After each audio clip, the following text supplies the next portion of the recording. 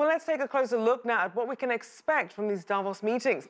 Joining me now from London is Yu Jie. She's the China Research Fellow at Chatham House. Thank you for joining us. Thank you.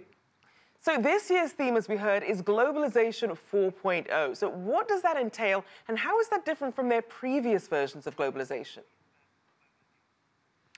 It's a very interesting concept. I think what really means is globalization in more inclusive and more equal terms.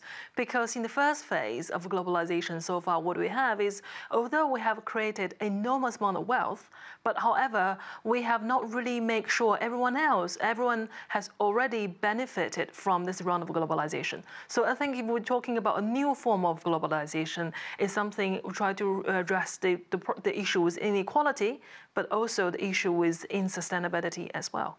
Now, we saw that geopolitically, globalization has also been a very divisive issue, with some voters in countries rejecting it and turning to more protectionist right-wing leadership. So how will that divide impact cooperation at these meetings?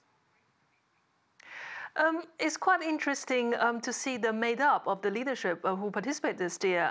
Notoriously, I mean, three leaders from the G7 countries decide not to attend, and instead you do have a large number of leaders come from the emerging economy. So that's already actually show you the indication how the power shift and power dynamic has been shifted in the Davos meeting.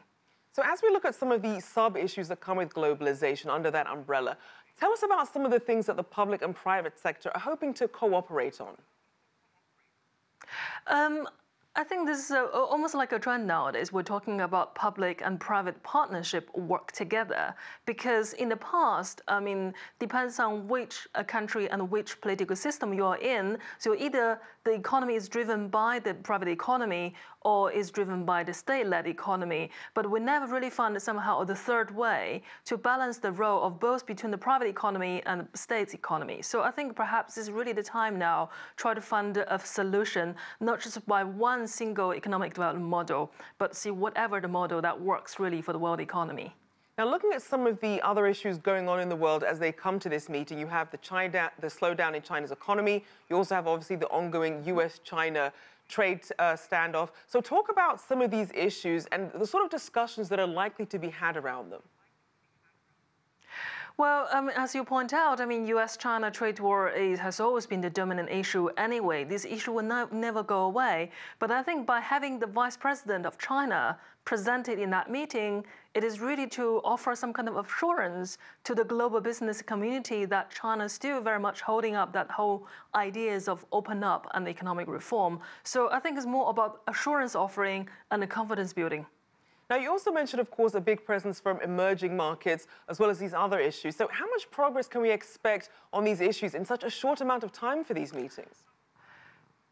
It is very short indeed, but I think if we have the opportunity to meet, it's better than nothing. So if we look at what's happened in Brazil, for example, we just have a new president got elected, and of course he will offer a different set of agenda, and all these emerging economies somehow become kind of unsatisfied with the current setting for the international economic governance. So I think perhaps they will use the opportunity to raise their voice and just to make sure their voice is being heard, and then followed by implementation steps.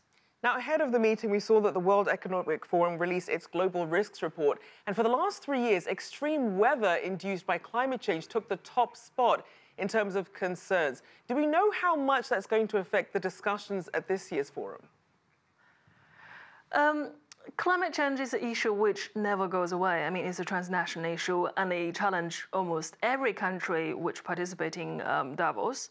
And in this year in particular, they have invited David Attenborough, one of the legendary BBC presenter on the animal programs, and try to somehow to show, using his public celebrity power in order to show the importance of issues on climate change. So that's from the personal celebrity level.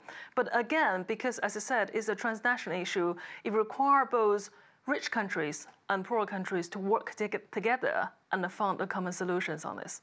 And just very quickly, we have about 10 seconds left. In terms of also data fraud and cyber attacks that also rounded out the list, are those going to feature very strongly at this year's forum? Well, it have to. I mean, it's a newly emerging issue, but again, emerging economy and advanced economy have different standards on this, and how to harmonizing the standard is a big challenge. All right, thank you so much. Yu Jie there, China Research Fellow at Chatham House.